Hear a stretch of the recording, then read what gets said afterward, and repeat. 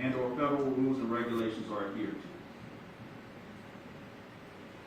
All right, so I've given my preamble, I've given the questions that for both sides, and an overlay to this analysis, of course, is the traditional TRO analysis.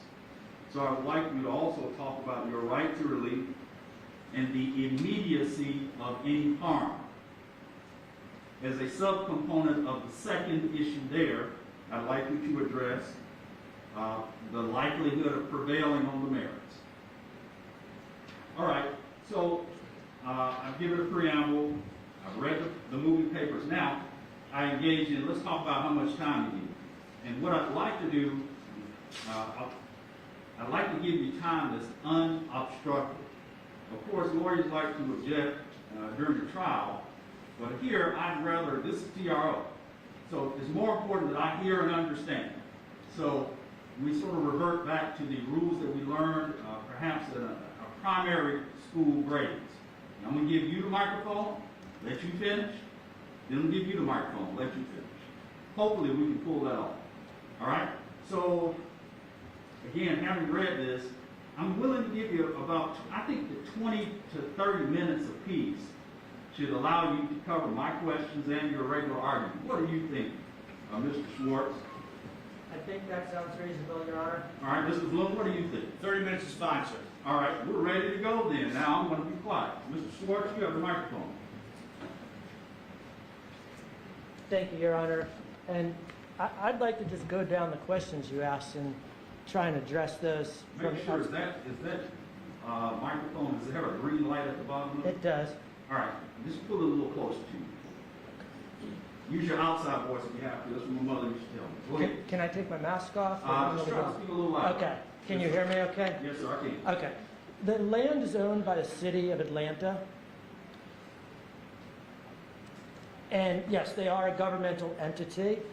In terms of whether this is a zoning or a permit issue, it's a permitting issue, but the permit requirement that we rely on is in the zoning ordinance. But what that requirement states is that it requires a land development permit to alter land. Well, they refer to a development permit, but then in the zoning code, the zoning ordinance, they refer to it, it's chapter 27 of the DeKalb County Code. And although that regulates zoning, it also regulates building. And what we're relying on is a section regulating building. It's not a zoning decision, and the definition of zoning decision is in the zoning procedures law. I think that's 36, 33, 4, around there, whatever the definition section of that is.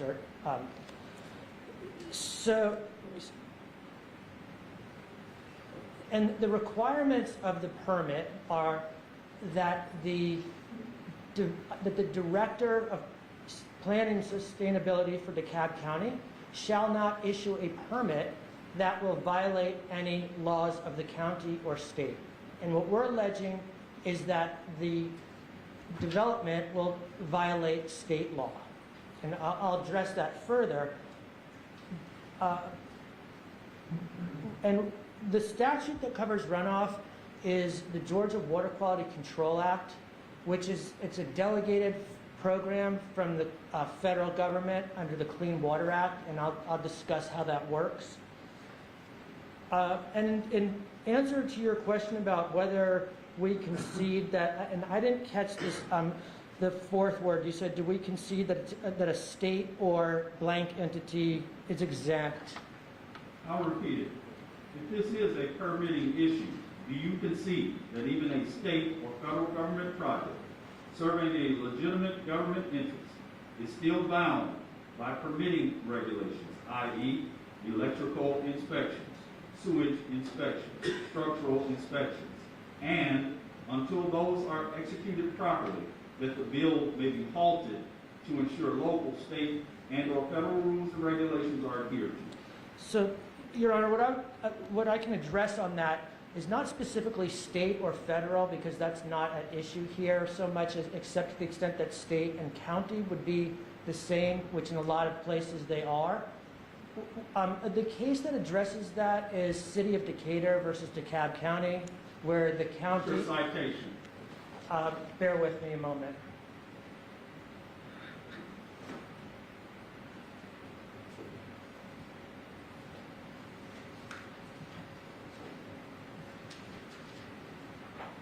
Your Honor, that's 256 Georgia Appeals 46. And the county was building the courthouse, and the city was trying to enforce its zoning and building regulations. And what the court found was that the county is exempt from zoning regulations, but they are not exempt from building regulations. However, the reason for that does not apply to municipalities. And the reason that they're looking at that in part is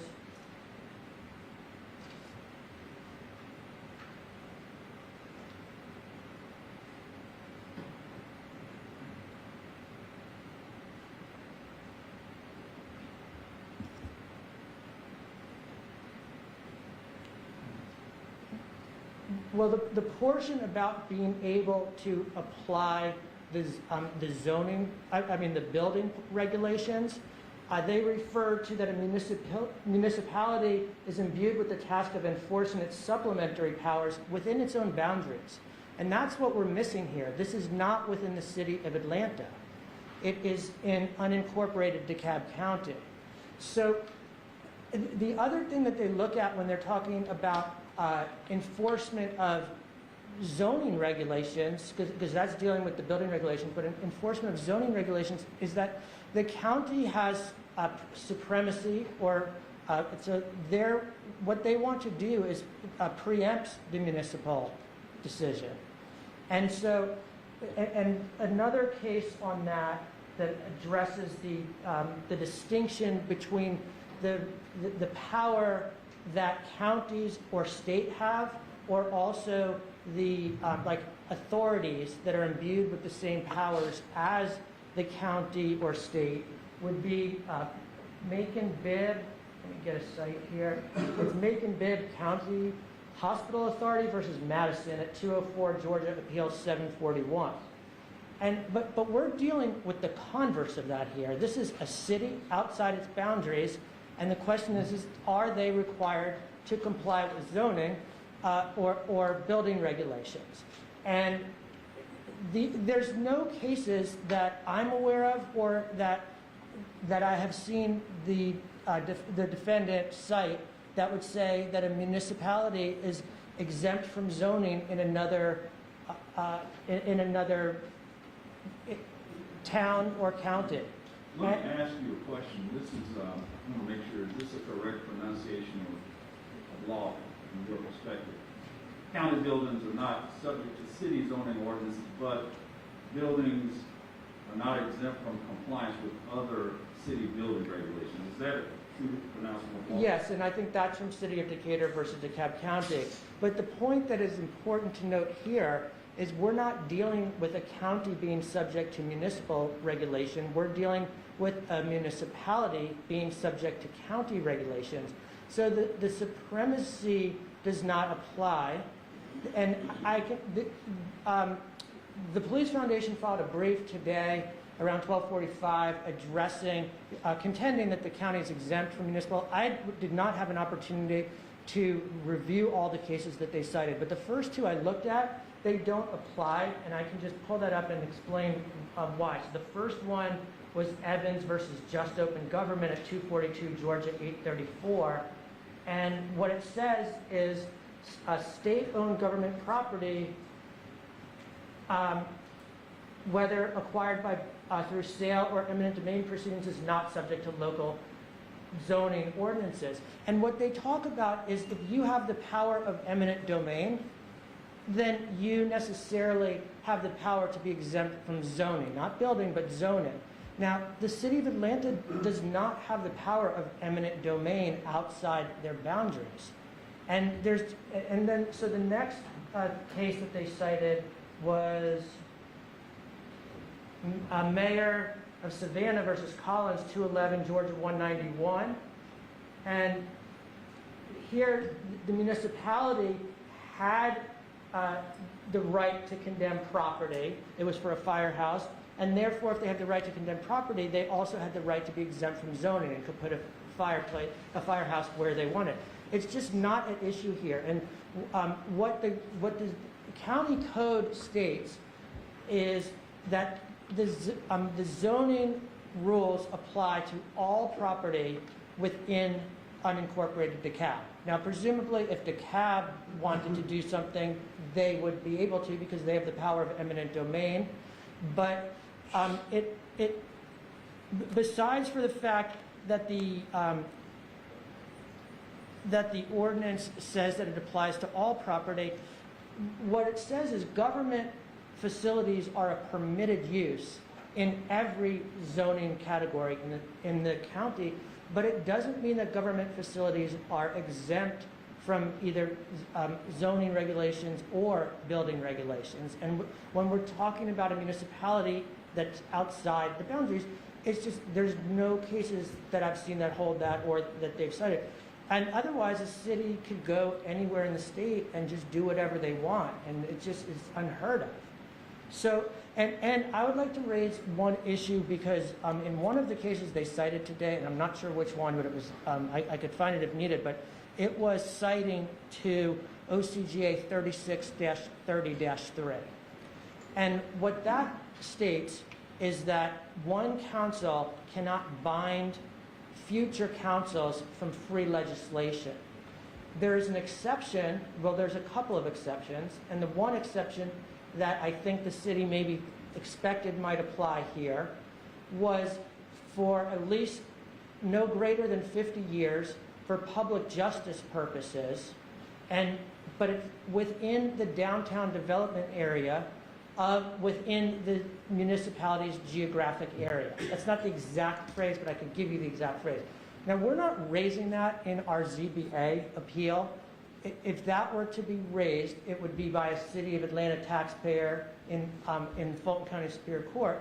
But the point is for this court, if it's weighing the public interest in terms of granting or denying an injunction, it would favor this statute that was cited today by the Police Foundation would favor granting a preliminary injunction in TRO, because what this statute says is that, well, it says what I just told you, but what it means is what the courts have said is if a municipality enters into a contract in violation of that statute, it's void.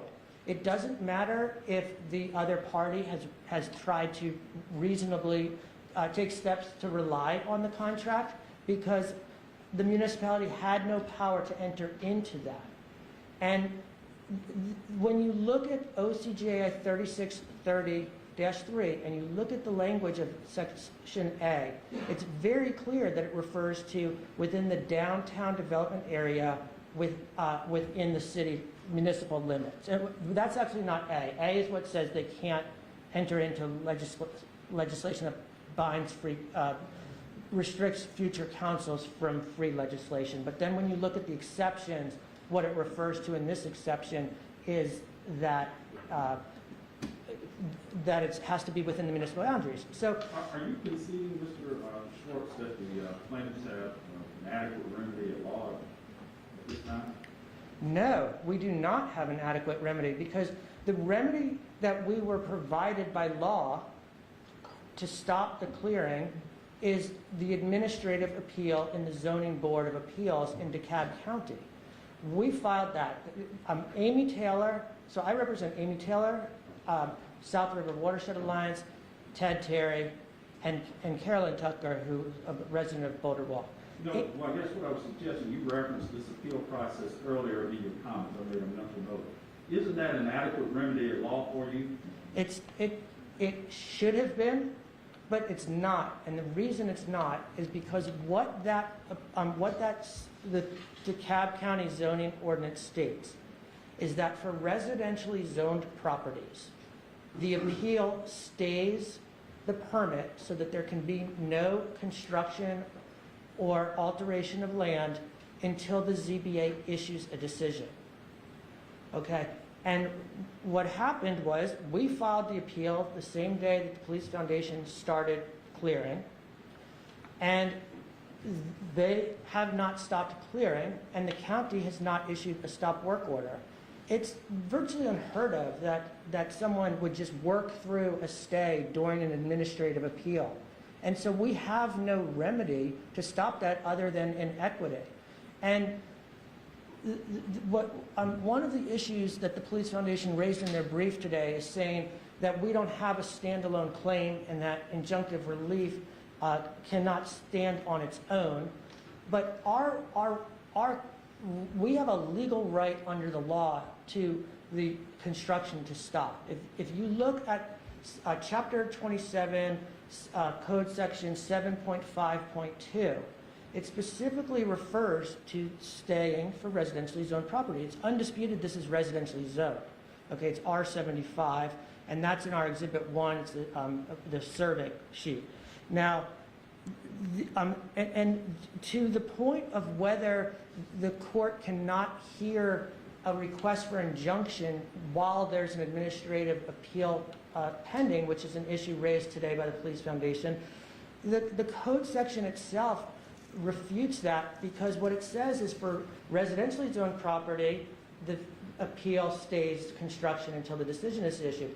For non-residentially zoned property, the appellant would have to go into a court of competent jurisdiction to request an injunction. And so it very expressly contemplates that an appellant could seek an injunction to stop. And we're just asking this court to actually apply the law that's already there. What's your best case on point for that? That basically, you've gone through this BZA process, it ruled against your client initially, or reverse, you appealed. So I'm sorry, Your Honor, there was never any judicial decision or quasi-judicial decision. What happened was the permit was issued by the administrative agency. And so it's a land development permit, and there's a 15-day period to appeal. And what this, yes, and what the code states is that the Zoning Board of Appeals has the power and duty to hear any appeal, where there's error alleged in any decision of an administrative official. And what it then states is who has that right to file the appeal. And it states it can be filed by any property owner who lives within 250 feet of the subject site, which Amy Taylor does. And it also states it can be filed by any elected member of the DeKalb governing authority, which Commissioner Ted Terry is. So they're both appellants. So we don't need a case to apply that. The code is express, it's unambiguous. There's no ambiguity in it. And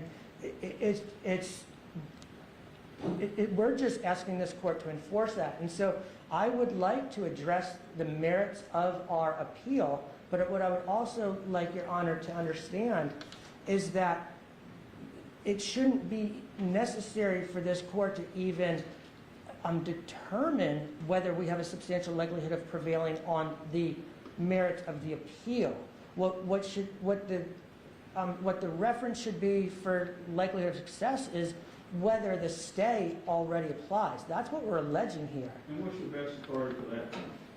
I don't have any case for it, but and I think that when you hear the argument on the Clean Water Act issues and the Georgia Water Quality Control, you can understand why we have a substantial likelihood of prevailing on the merits of that claim. But the point is otherwise, if it were otherwise, anyone who has a permit and that gets stayed could just ignore it and make the appellant prove the merits of their case immediately instead of at a hearing. It's just not how it works. So if you look at 7.5.2, it can't be any other interpretation. And they're not saying that there's not a stay. What they're arguing is that it doesn't apply to municipality. But first of all,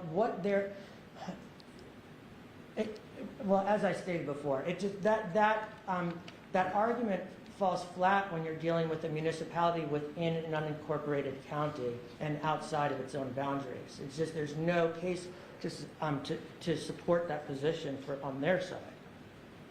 All right, so then I think the last question, all right, so then you had questions about the immediacy of the harm.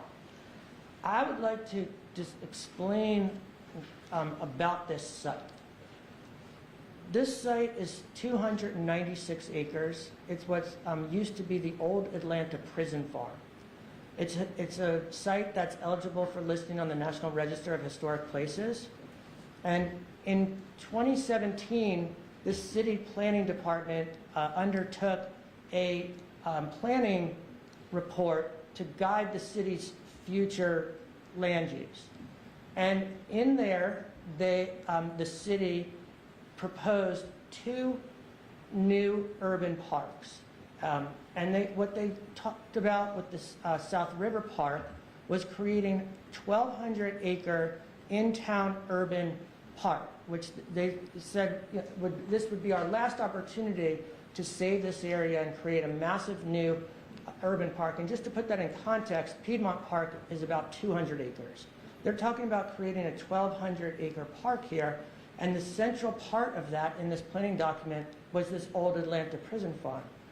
And the city actually in 2017 adopted this, the design report, it's called Atlanta City Design, into the city charter. Again, virtually unheard of that a municipality adopts a planning document like that into its city charter. Now, the planning document is not binding, but it set the expectation of a community that has been continually polluted and disinvested from, that this would be a new urban park, and there's a lot of community planning that went into creating this. And this particular site, so it's 300 acres, and they are it had been open to the public, and it has been it's you know, contrary to some of the statements made by the city, it is, you know, large parts of this are wooded. There's lakes, and I would like to, in a moment, show you some pictures, but I think you've seen them in the briefs that we filed. They are clearing 85 acres of it, and so it is a loss of habitat. There's wildlife around there, and it's also the clearing is adversely impacting the entrenchment creek for sediment. And that is the merits of our case in the ZBA.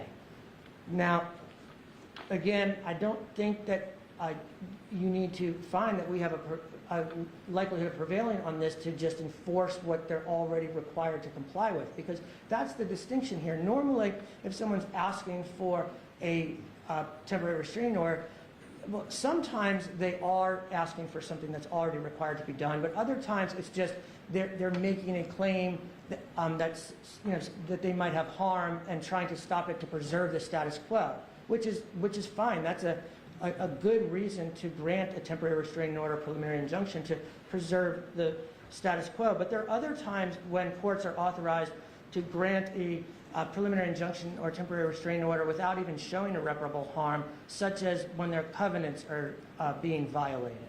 And here, what we have is a similar situation, because it's just a very plain statute that they're subject to a stay that they're not complying with. But the merits of our Clean Water Act claim and State Water Quality Control Act is that the Clean Water Act requires states to identify surface streams and lakes with, that are not meeting a designated use. So what that means is that every state has to identify a designated use for each of the surface waters in their state. And so the designated use for entrenchment creek is fishing, which includes the protection of aquatic life. And if the State Environmental Protection Division determines that the stream is not meeting its designated use, then the state is required to come up with what's called a total maximum daily load, where they come up with a budget for whatever the pollutant is. Here, it's sediment. So the state came up with a budget for sediment. This was in 2017. First in 2007, they came up with an allowable annual sediment load of 330 tons into Entrenchment Creek of sediment. There was quite a lot of paperwork about these erosion issues. Is that appropriate? Is that proper for a TRO study? Absolutely, Your Honor. This is irreparable, not just from clearing the trees, but also that if sediment is allowed to go into Entrenchment Creek without it should not be, and I will continue on to explain why. But it's a type of pollutant that accumulates, and because of the sediment that's already there, the state has determined it's in very poor health and it's not supporting aquatic life. So the sediment smothers the fish beds. It doesn't give an opportunity for fish and macroinvertebrates, and so the Clean Water Act has kind of two primary components in terms of how to avoid pollution or to get a polluted area back. Let me ask you, wouldn't this permitting process be a better venue to have these expert issues sort of hashed out? I mean, I looked at, there was an extensive bit of information about the federal regulations about sediment, and you mentioned the current health of this area. Wouldn't the permitting process, the zoning process, the local process be a better place to hash these issues out? So it's one place to hash it out, and we will have an opportunity to address the merits of this, but the site's going to be cleared by the time we have a hearing there if a TRO is denied. And the point is that... How do you know that? Because, or even if it's not, even if not the whole thing is cleared, they will continue to clear, and they don't have authorization under section 7.5.2 of chapter 27. That's the key here. If you look at chapter 27, 7.5.2, and it's cited in our brief, the filing of the appeal suspends the authorization. They don't have a permit to do this, and all we're asking for you to do is enforce that stay. And that's just what the law requires. It has nothing to do with the Clean Water Act or whether it's any other requirement of the county code. It's just that and it's not the police foundation's place to determine whether that's a good or bad idea to have a stay. And respectfully, it's not necessarily a Superior Court's policy decision to make. It's something that the DeKalb County Board of Commissioners has already made. Isn't your argument premised largely on a predictive harm which is prospective in nature? It's almost... No. Okay, why not? Okay. And this gets back to just explaining the background of the Clean Water Act, and I'll try and get to it quickly, but essentially when you have a polluted stream, they come up with a budget. For this stream, the budget is 945 tons per year. There is a state regulation and a federal regulation that says you cannot issue a permit to a new discharger into an impaired stream or within 1 mile above an impaired stream if there is a waste load allocation, which there is here, it's 945 tons, unless if there is remaining pollutant allocations. There has to be something left, okay? And so I read all that in the moving papers. I guess I'm asking a simpler question. It's not predictive. Let me ask a question. The harm that you are referencing is predictive in nature. In other words, the harm hasn't occurred yet. You just believe that if you're not granted this TRO, that this is the harm that will occur, will make this water area even worse. Is that right? It's not, Your Honor, and okay. I'd like to explain why, and this is explained in the affidavit of Greg Hubbard, which is at, I think, page 592 of, no, it's not at a page, it's the affidavit of Greg Hubbard that we filed today. Okay. And the reason is this, okay, there is zero allocation left within Entrenchment Creek. When EPD created this annual sediment budget, they allocated 300 and some times to non-point source runoff and the other 600 times to the municipal storm sewer system. It's already been allocated. There's none left. So what's going to happen here is, and what the state... But isn't your verb telling you're saying going to happen? You're talking about predictive harm. It's not predictive because the permit allows it. The general permit, okay, so the Georgia Water Quality Control Act requires a permit to discharge pollutants, okay? And for any construction site that involves at least 1 acre of clearing, you're covered under a general permit. You don't have to actually get an individual permit. EPD doesn't review the site-specific details necessarily, but the applicant submits a notice of intent to clear the site. 14 days later, unless if they're notified to the contrary, they're authorized under the permit. And what the permit allows is it allows discharges as long as they are in compliance with certain erosion control best management practices. Then they can discharge up to 50 NTU. Okay, so the permit allows sediment discharge. It's not predictive. And if you look at Mr. Hubbard's affidavit at page, I'll have to pick up the page, but it's only a 3-page affidavit. But what he refers to is that on sheet 9 of phase 3 for the erosion control, there's over 1 acre of this property that actually bypasses the detention ponds and discharges directly into the creek. So it's not predictive, it's absolutely certain that they are intending to discharge sediment into the creek. Now, if the creek wasn't polluted, there would not be a problem with that. But because Entrenchment Creek is polluted, and it's not just that it's polluted, the significant part is that the budget for sediment has already been entirely allocated. And what might happen, and sometimes if it's already been allocated and a new discharger comes along, a state might try and reallocate. So I've given you a few questions, so I'm giving you some latitude, but you're at your time. We'll give you about 4 more minutes. Okay. If here they cannot reallocate the existing budget because, so the state determined 945 times is the maximum that it can receive and come back to meeting water quality standards, which is required by state and federal law. Here, what happened was after the city, after Entrenchment Creek was listed as impaired, EPD waived the sediment limits for the 2 sewage overflow facilities that are on Entrenchment Creek. They discharged right into Entrenchment Creek.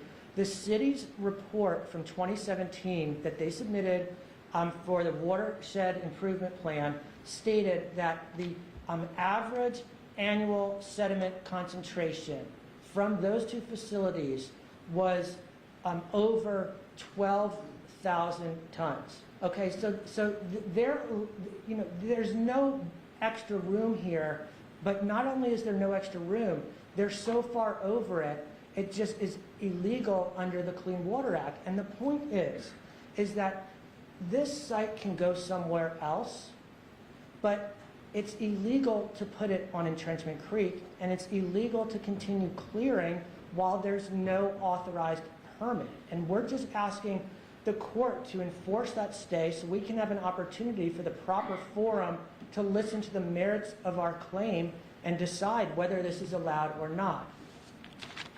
All right. Any final comments? I would just ask that you enforce the existing law. It's very clear that they're not allowed to stay while an appeal is pending on residentially zoned property. And I appreciate your consideration, Your Honor. Yes, sir. Thank you. Mr. Bloom. Yes, sir.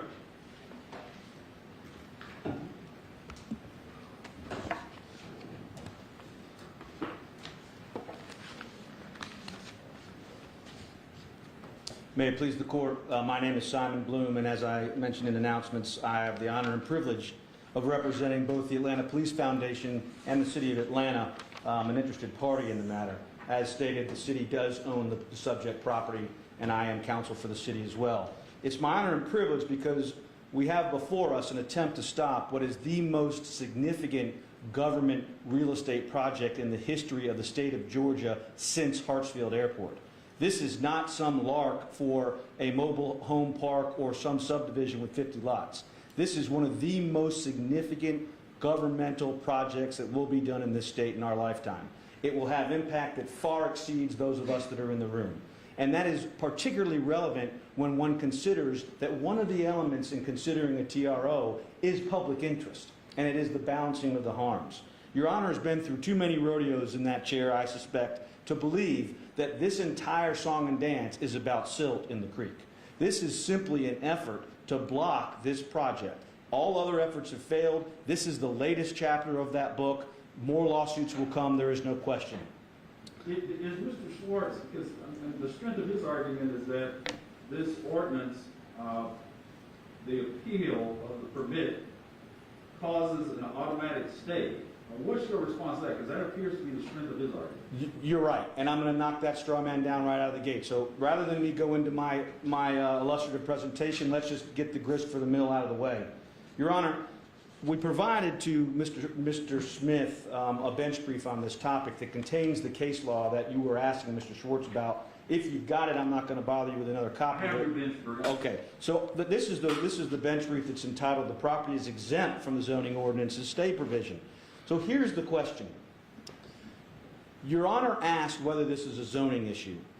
It is a zoning issue because the provision that gives the stay during the pendency of an LDP appeal is a zoning ordinance. That is where the stay language comes from. If we, as a municipal corporation, as a unit of the state, as a governmental entity, are exempt from zoning codes, then we are exempt from the code that says there must be a stay. It is that simple.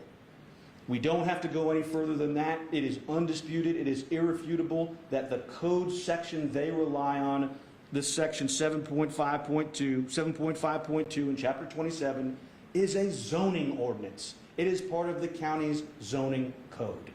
If we are exempt from the zoning code, we are exempt from the stay provision. Let's sit on this issue of why we're exempt for a minute, because Your Honor asked the right questions on this topic. Mind you, I'm saying it's the strongest argument he has, but I ain't saying it's strong. I'm just going to the top argument first because that's what Your Honor asked me to do. We don't get to that discussion for a number of reasons that I'm going to come back around to, but I understand it's on Your Honor's mind. And so I want to explore it some more. First of all, what you heard in terms of the mayor of Savannah case, it's the Collins case. You also heard reference to the Evans case. You've heard reference to the City of Decatur case. The importance of these cases, judges, is as follows. There is a constitutional and legislative policy in this state which creates a comity of governmental entities. That means you county can't hold me to your zoning code, and me city can't hold county to the zoning code. And none of us can hold the state or the state agencies to the zoning code. That is black letter law.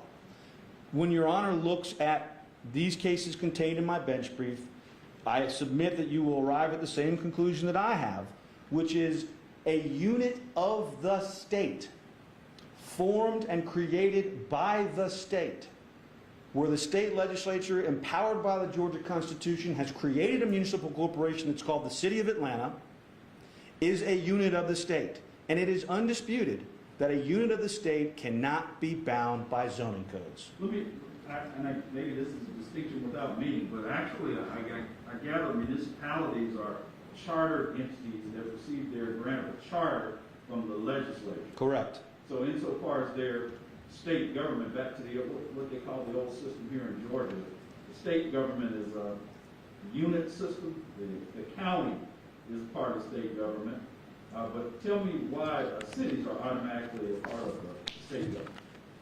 The preface to your question helps to answer it. The incorporation of a municipality is the first step of creating it as a state unit. The way the law talks about counties is they talk about counties as subdivisions of the state. That may be the law that you're thinking of, Your Honor. That is. When you get to a city, a municipality, pick one. We've had a lot of them created in the last 10 years. But pick one that is right. The legislator has the authority from the Georgia Constitution to create that entity.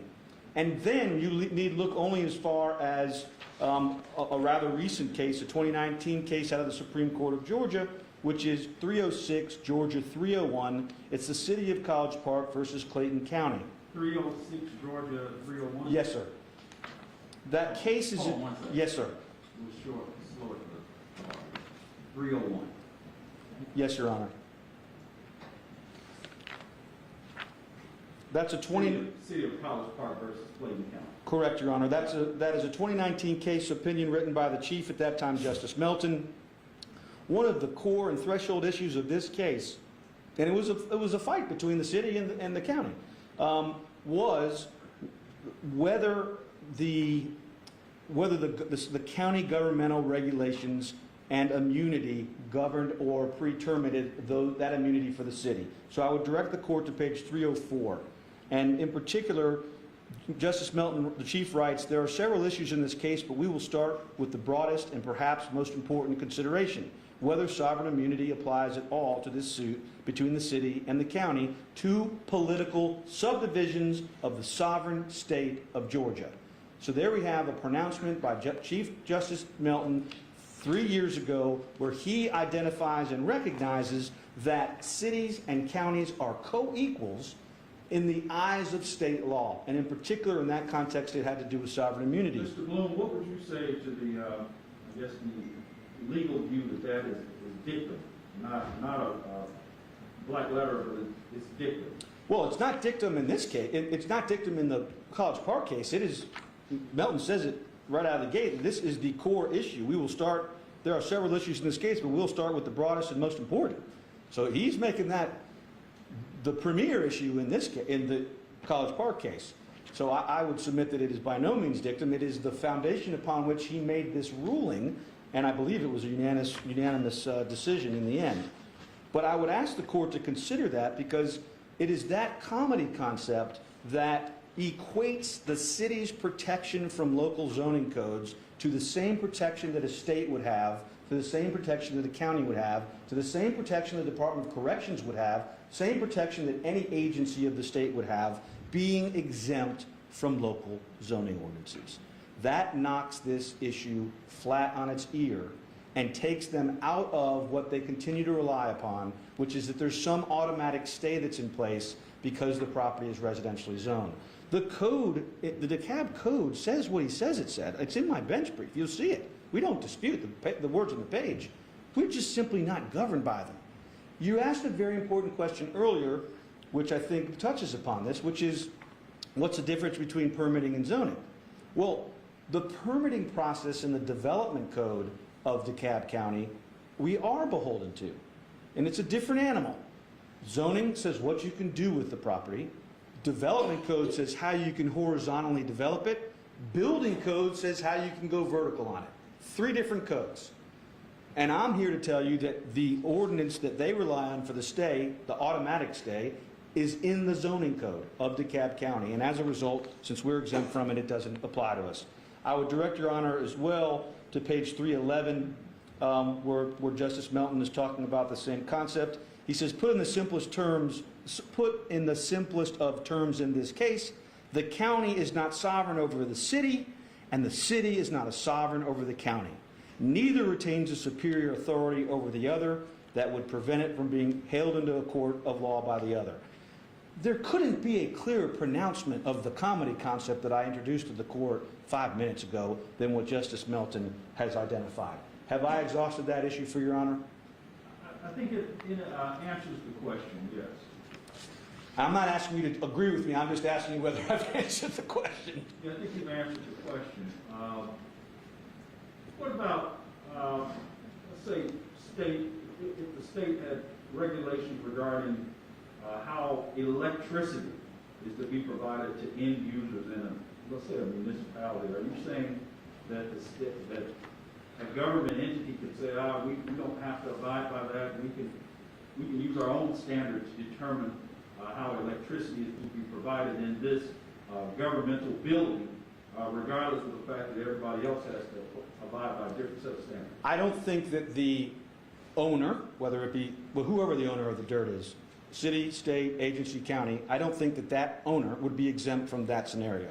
I think that what the cases say, and what I've just expounded on, is that in terms of zoning codes, I'm not biting off more than I can chew with this. I'm confident and comfortable with the position that as long as we're talking about zoning codes, that cities, counties, states, and their agencies and units are exempt from the others. So, Judge, I think that, Why wouldn't yes, it sir. be appropriate to, Mr. Schwartz's argument that, while this appeal is pending, if you all clear this land, it's gonna exacerbate this sediment problem. So ultimately, that's gonna, I gather, increase the current harm and let's say, for instance, if there was an irreparable tipping point. Let's say the irreparable tipping point could occur and, they could ultimately prevail in their appeal, but the river or this water area would be ruined. What do you say to that? You said it better than I could. Predictive harm. You said it much better than I could have said it. If you look at the actual plat, pull up Exhibit 12.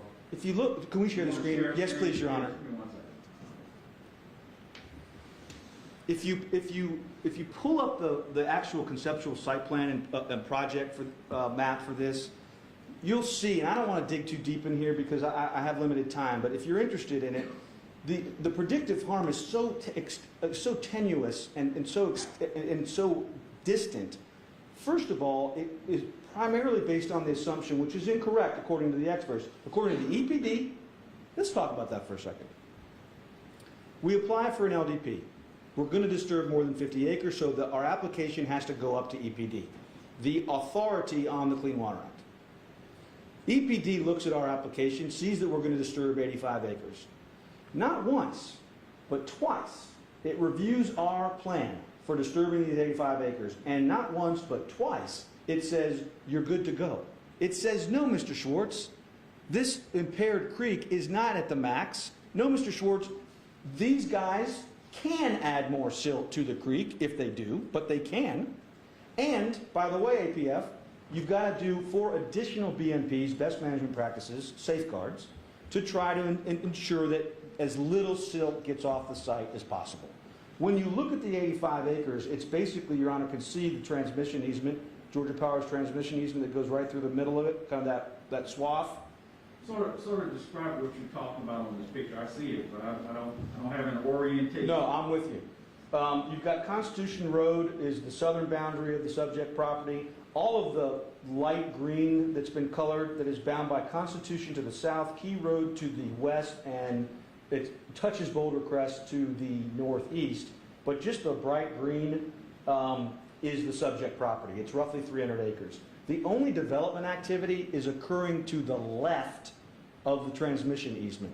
And only 85 acres of that 170 acres is being disturbed, period. So we're talking about 85 acres of the 171 to the left of the transmission easement. You can see... Where's the water area is referenced? Yes, you're right on me. So if you go back into the trees to the east, to the right, you can see, can you blow that up a little bit, just the creek? You can see the creek that is running from north to south from Key Road, this subdivision up here in the right corner, this Key Road subdivision down through the trees to the south. Do you see that, Judge? Yes, I do. Okay, so you don't need to be an EPD expert to see the extent to which, and at least sheet flow, like water just flowing on the ground, would carry silt all the way over to this creek. I mean, I'm no expert, but that's pretty common sense. I've tried plenty of these runoff cases, and that's one of the first things that jurors want to know. You asked the right question earlier. Is this the right time to be trying to adjudicate whether this predictive harm will actually take place? What I can tell you is, if you want to, EPD has said twice, and now they've said it a third time. Because we've provided the court with an affidavit from Anna Trzynski, who is the chief of something with a lot of letters behind her name, that is the boss of the people that make these decisions in the field. And Ms. Trzynski, I think I'm pronouncing it correctly, testifies in her affidavit that she reviewed the work of Mr. Boutel, who issued those 2 letters in July and April of 2022, that said this project was good to go. She reviewed that, and she created an affidavit that says they were right. That, number 1, plaintiff is wrong, there is room in this creek to add additional silt, and number 2, if you're gonna do development and disturb the 85 acres, you've got to not only do the normal safeguards, but you've got to add 4 more, which we've agreed to do, and that's no problem. So the harm that they think might happen is so speculative that I want to get to the question that should be foremost on Your Honor's mind, which is the balancing test. Your Honor is charged under Georgia law with balancing the harms. We learned this in law school. We took it at the bar. It is a fundamental question. First, is there an adequate remedy at law? Your Honor answered that question. The answer is a resounding yes. They're doing it. They're in the middle of the adequate remedy at law. They've appealed the issuance of the land disturbance permit to the county. The county has a code section that says you can appeal within 15 days to ZBA. The ZBA makes a decision. You can appeal that. But if your client was inclined to, because there's an appeal pending, go ahead and maximize clearing, wouldn't this be the ideal time to do that, so that regardless of the decision of this appeal, this land is cleared out of the way? County would never, ever, ever let us do that. Here's how that works. Step one, before you move the first piece of dirt or cut down the first tree, there is a set of safeguards that you have to install on the 85 acres, which you probably have seen as silt fence, as an example. 2 rows of thousands of linear feet of silt fence have to be installed, double road, etc. That's an example of one of those safeguards. And you have to phase the development clearing process very carefully, Judge, consistent with your sediment and erosion control plan, which is what you get approved when you apply for an LDP.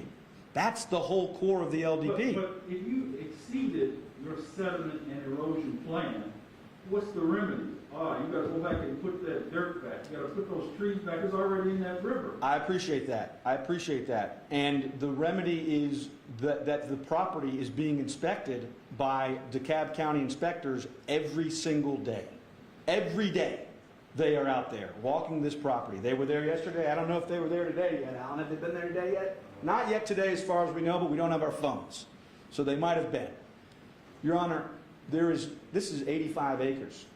There is no motivation on APF to go clear cut these trees. There's no motivation whatsoever. And more importantly, not only is it completely irresponsible, it's clearly illegal. We would not only have a stop work order issued the next day, but there would be tickets and fines out people's ears if that happened. And I stand here and submit to you today, that is not the intention of APF nor the City of Atlanta. We have a plan. We're going to stick to that plan. I'll tell you another remedy. Are daily inspections required, or is this gratuitous? I don't know the answer to that. I just know it's happening. Don't you think that would be important? Because again, Mr. Schwartz, they're sort of in a danger zone. I mean, they've got the appeal. As you went through there, I think you used the term clear cut. You can just flatten everything right now. Unless someone's watching your client. Let me tell you what would happen if that happened also. A couple of other things occurred to me.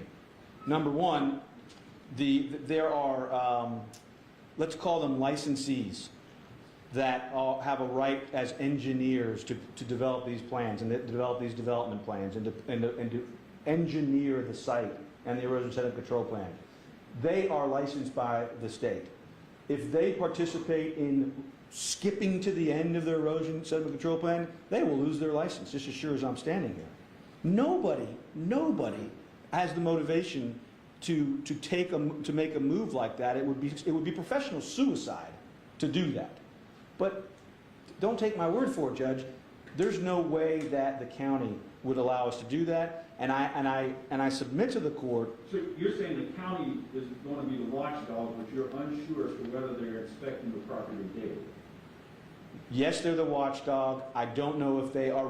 You asked me if they're required to inspect the property daily, and I don't know the answer to that. But I do know that before we make another move, any step forward in the development progress, we have to get their permission. So currently there's no clearing going on, is that true? That is correct. Okay. That's the facts. All right.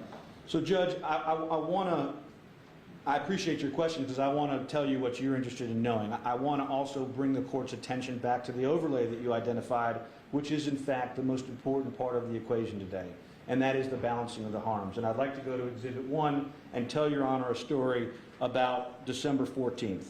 And I've also asked you a few questions, but I'll give you about 5 more minutes. I think that would be sufficient. It won't, but I'll do my best.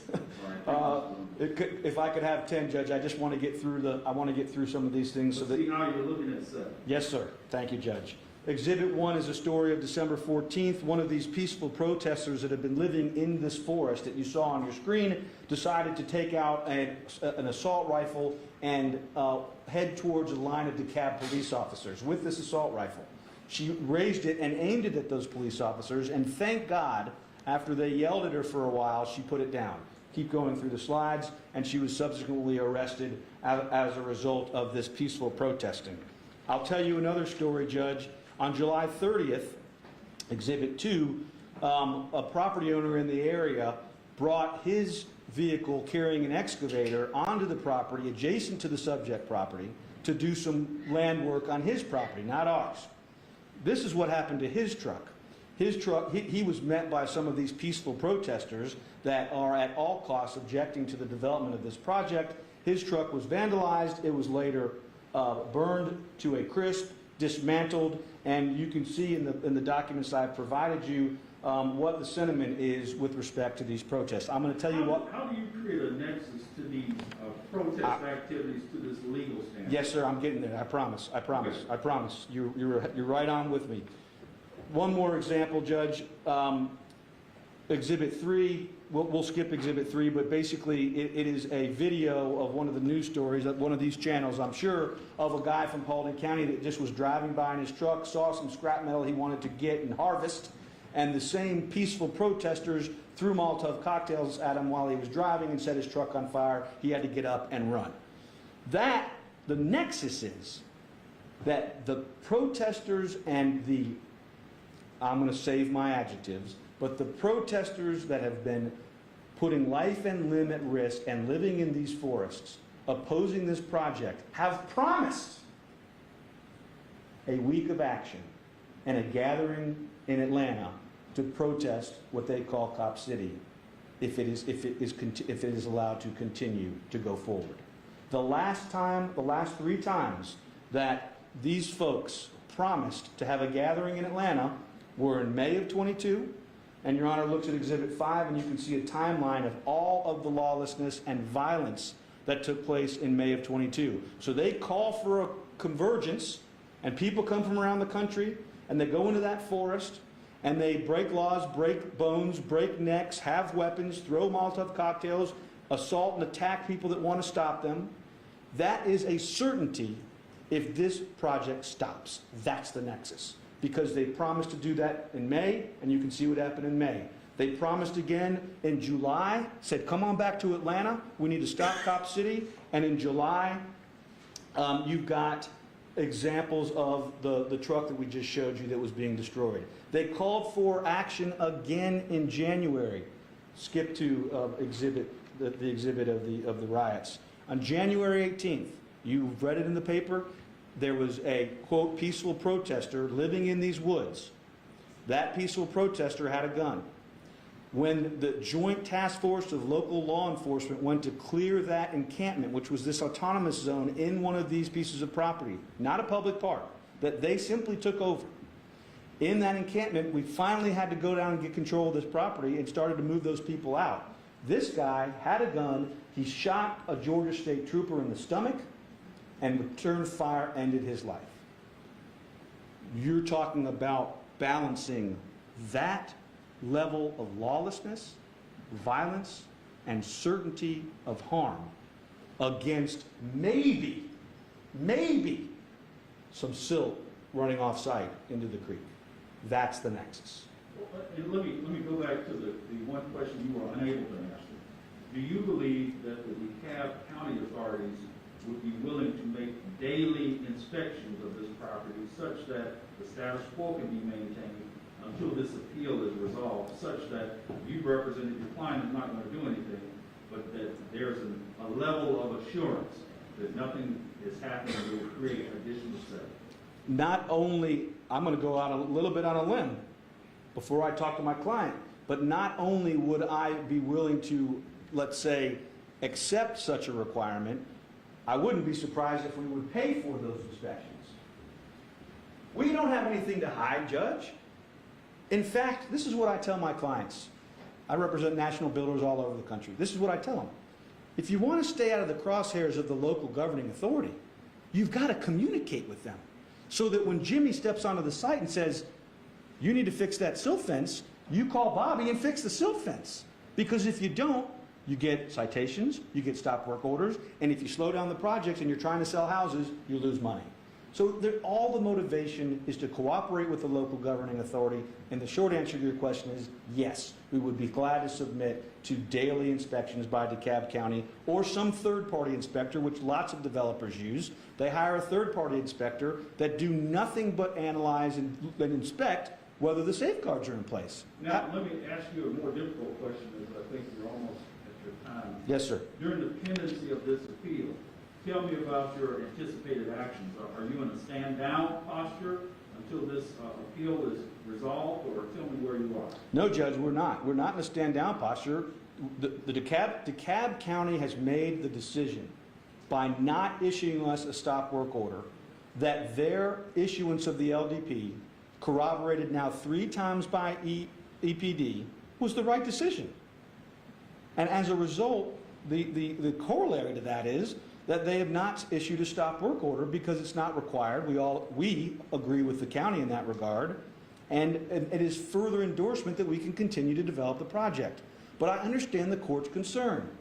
And so all I can tell you is that A, we would submit to the inspections, and B, that the plan for developing that property, the horizontal development of the property, is staged pursuant to county regulations, the state regulations, plus 4 additional regulations, plus the goal of not getting sued for having too much runoff. All of those things line up in the same direction to make sure that we are responsible in the development of this 85 acres. So the daily inspections would be referenced to the silt runoff, correct? You can call, Your Honor can call it erosion sediment control inspections would be probably the most accurate, or they would call it BMP inspections, best management practices. And that's things like making sure that the silt fences are clear, making sure that the rocks that are called riprap rocks that slow down the flow of water are installed, making sure that you don't cut more trees until you have the detention pond in the ground. I mean, these are the things that happen in the state and the phases of development that you don't do the next one until you've done the first one. So, for example, you don't want to have all this exposed clay and start cutting and moving dirt until you have all of those things really buttoned up, because you don't want the silt to leave the site if you can avoid it. Okay. All right. I think you are now at your time. I've got your best authority on point. So, again, Mr. Schwartz, Mr. Bloom, well argued. This is what I would ask at this time. This is well briefed. No need for rebuttal. This is more interpretive. You guys have briefed this well. You've both done a great job on behalf of your clients. If you could prepare proposed orders and submit those to Mr. Smith via Microsoft Word, I'll take the proposed orders up and issue a ruling at the appropriate time as quickly as possible. I believe I understand the legal issues, and thank you for addressing the issues raised in my questions, because I think that captures the essence of what we're here to talk about. Your Honor, by when, we can have a proposed order to you tomorrow. I am not in the business of giving homework to a sitting Superior Court judge. However, the next slides I was going to show the court are slides that are calling for a week of action here in Atlanta, the week of February, next week. A week of action for next week here in Atlanta to take back the forest. And my fear, Your Honor, is, again, I'm not trying to hurry Your Honor along, but my fear is a very real fear that irreparable harm and injury is going to come if we don't have a decision soon enough to be able to do whatever needs to be done from there. I can promise you, Mr. Bloom, that I will act with all due diligence, and you can ask my colleagues. I'm one of the late workers here. So I will act with all due diligence, and this is a top priority. Thank you, Your Honor. Yes, sir. All right. Thank you, ladies and gentlemen. We're going to be in recess.